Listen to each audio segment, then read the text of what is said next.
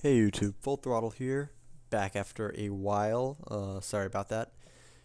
Um, and this time we're going to be going over a deck that I got top 8 at the Dynasty Cup that was a few days ago. 46 people were there. Um, yeah, so let's get right into it. So for the grade 1s, we run as our starter Bubble Edge Draco Kid. Now, a lot of people like to run Kelpie Rider Mitros. Mitros is a good card as well. I had run this so that because I was expecting to play against a lot of Overlord and Chaos at the event. So I wanted to have a starter I could use early. It's still a good card even if you're not playing against those decks. Mitros is also a good starter though. They're both very good options.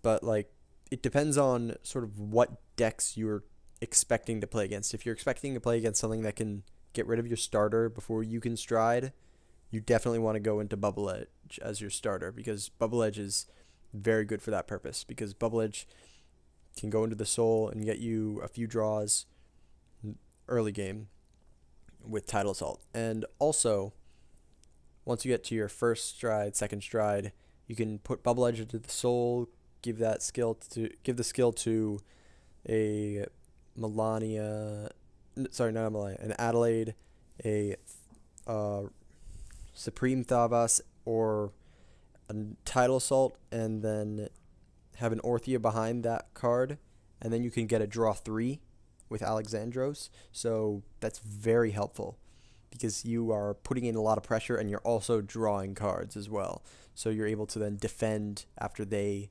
do their offensive push. Well, after you did your offensive push, you also draw cards so that you can then defend theirs and then do yours again. And early game, it helps you get to your combo pieces faster. So that's very helpful. So that's why I use it over Mitros. Then we use 4 Supersonic Sailor. Obvious, it's countercharge in a clan that really needs it. So yeah, that's why I run it. Then 4 copies of Malika. I run Malika because, well, it helps out Tidal Assault a lot. And it also is a draw trigger, which is helpful because the deck wants to see its combo pieces quickly. If you don't see your combo pieces, you're kind of screwed. So yeah, that's why I run that.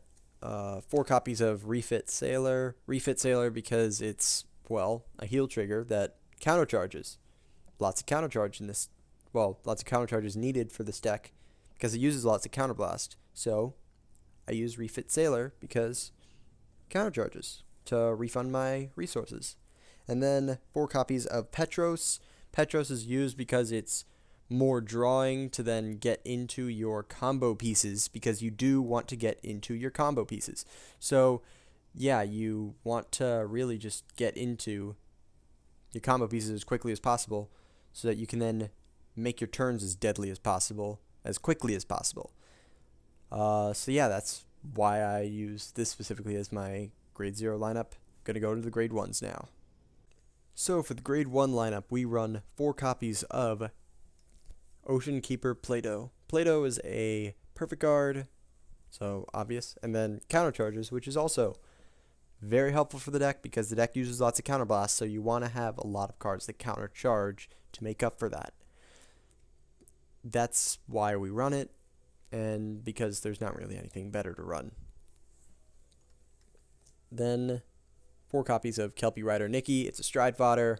If you end up drawing the old Thavas, you will call this to then filter for the new Thavas because riding the old Thavas is pretty bad. It's not a very good card. So yeah, that's why we run Nikki. It's because it's a stride fodder and you can also filter out your Thavases. 4 copies of Melania. Melania because it's an attacker that, so it's an extra attacker. It also draws you cards, so that means you can get into your combo pieces faster. If you get into your combo pieces faster, then that means that you can do your things earlier. You can do your effective things. You can do what you want to do more often. And the fact that it's an attacker means that if you don't have your combo pieces yet, you can still use this to attack your opponent, and you will still get something effective out of it. So yeah, that's why I run for Melania. And then 2 copies of Battle Siren Orthia. Orthia is a card that, so I know some people run Dragon Rider Dinos, but I don't really like Dinos. Feels a little bit redundant or just not really useful.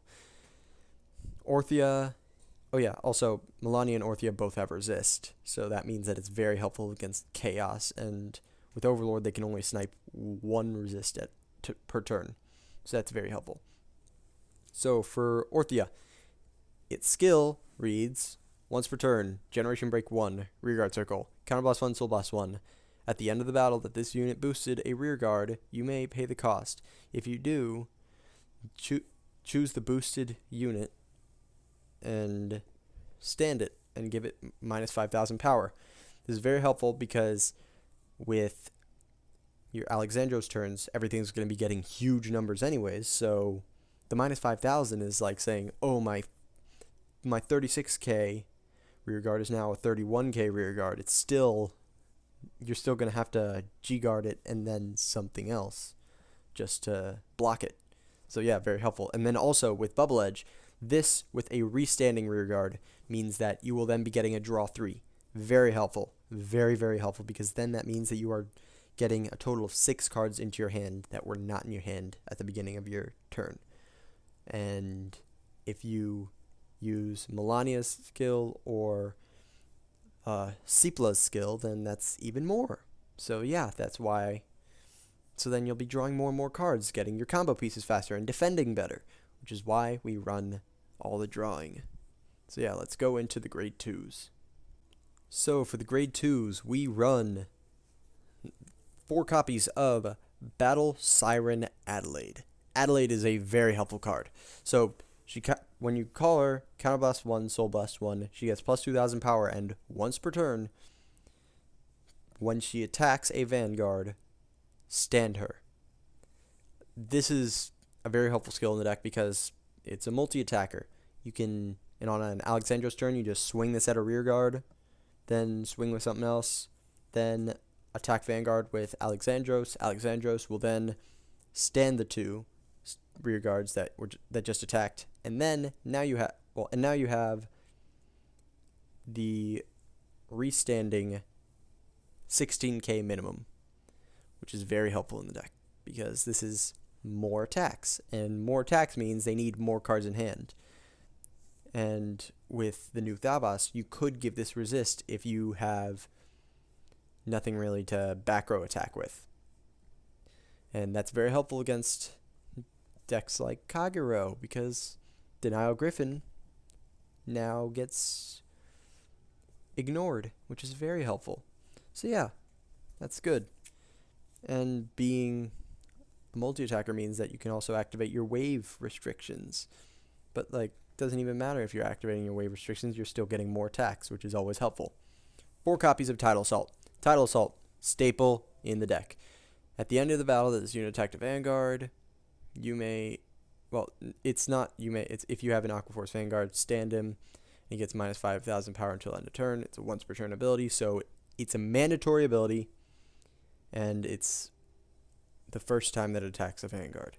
Same thing with Adelaide. Once per turn autos must be activated the first time that they could activate, or else they can't be activated at all. And with Adelaide, it's not a you may, it's also a mandatory ability. So yeah, they're both mandatory abilities. And then Tidal Assault is a multi-attacker, very helpful. Also, it's not generation break locked, so that means you can get some early game off. That means you can push your opponent faster. Very helpful. And you can do this with Bubble Edge early game to draw 2 or 1. Depends on if you got another Tidal Assault. So yeah, it's a very helpful card. Then we are running 4 copies of Kelpie Rider Battle Siren Sepla. Sepla is, first up, she has, if you have a Thavas Vanguard, she gets plus 2,000 power and resist, continuous. That's even on your opponent's turn. Very helpful, because that means that then Overlord is kind of screwed against her. Overlord's kind of screwed against her unless they use the Ride Phase skill, but then they can only choose 1 resist to kill with the Ride Phase skill per turn, and Against Chaos, they can't block her, which is very helpful as well, because then if you have a lot of resist guys, or against Narukami, if you have a lot of resist guys, that means that their plays are not really as effective. Do watch out, though, for cards like Phantom Blast or Diablo. That's the problem. So yeah. And then her other skill, wave second time or more. Wave second time to fourth time. Counterblast 1 when she... Generation Break 1, Counterblast 1. When she attacks a Vanguard, if you have a Thavas Vanguard, you may pay the cost. She gets plus 3,000 power until end of battle, and then you get to draw a card. Very helpful, because you get to get into your combo pieces faster. You also get to get more defense. So yeah, you'll see a lot of cards that are either getting your combo pieces in defense or countercharging, because really that's what you want to do, so that you can just keep living, so that you can then kill them next turn. So yeah, that's the grade 2 lineup. Let's go into the grade 3s. So for grade 3s, we run 4 copies of Supreme Ruler of the Storm, Thavas. He's your ideal ride. You want to ride him every time. He has, first up, Vanguard Circle. When you stride, you may put up to 1 card from your hand onto a rearguard circle. Then choose one of your rearguards, give them resist, and if the chosen unit has the wave ability, then that chosen unit also gets the ability to attack from the back row. So very helpful, because that means that you can then get more attacks even though you have a full front row, or you're going against something like Chaos and they manage to get your front row locked early. So yeah, that's very helpful. Also, I have 1 copy in SP, which is very nice. So yeah. And then, not only does he have an amazing stride skill, he also has an even better rearguard skill. So he's your ideal ride and one of your best rearguards as well. He has rearguard circle once per turn, Generation Break 2, Counterblast 1, Wave 1 or 4. So if it's on Wave 2 or 3, it won't activate and it won't trigger the once per turn. So that means you can do it on 4. So yeah. So that means this can only activate on... This only fires off at 1 or 4, and if you fire it off once... So that means that the first time you can make it fire off, the first time it does fire off, you have to pay the cost, or else you can't use it again that turn. So yeah, it's at the end of the battle that this unit attacked, you may pay the cost. If you do, stand this unit. Very helpful because it's a multi-attacker. Another card that Orthia can do. And then you can put this in the back row, something that you can't intercept with anyways. So why not put it in the back row? So yeah, that means that then you have a multi-attacker that they can't attack. And with the stride skill, it has resist on your turn, so they can't denial it either. So they have to aim for it specifically. And they can't Lacus Carina it either, which is also very helpful. So yeah, that's why we run 4 copies of that. Very good card. You should definitely run this at 4. This is your ideal ride in Thavas. 3 copies of the original Thavas. Not really there for anything other than the name. The name is crucial. Very crucial. And against other decks, so Skyros is not that helpful. I mean, like, his GB2 is this guy's GB2 is non-existent. Skyros is not very helpful because really they can just attack them, and then also your Sepla is no longer active, and your Sepla is no longer 11k, so they can't just go, oh, I'm just going to swing with a 9k rearguard at your rearguard, try to take it out. So they can't really do that. They have to actually boost it. And if you run Skyros, can't really make use of that really good effect. So yeah, that's why I run. So original Thavas is run at 3 because it's a Thavas name, very important, and because you also you need the Thavas name on your turn as well, because your main game plan is not to go into the Thavas strides anymore, because the Thavas strides are not your best stride anymore. Your best stride is Alexandros, which is not a Thavas card. So yeah, at the grade 3 lineup, let's go into the G-Zone. So for the G-Zone, I run 4 copies of best stride in the deck. Marshal General of Surging Seas Alexandros. Skill is wave 2nd time or 3rd time only. Counterblast 1, G-Flip, generic. At the end of the battle that it attacked, choose 2 rear guards, stand them, give them plus 5,000 power for each face-up G-unit in your G-Zone. Very helpful because this means that it's a 1st stride, it's a 2nd stride, it's a 3rd stride, it's a 4th stride. It's an anything stride, really, and it's not only is it insanely generic, insanely abusable, insanely spammable, it also is very much something that you can just keep on using over and over again, and it's insane pressure, it's insane offense.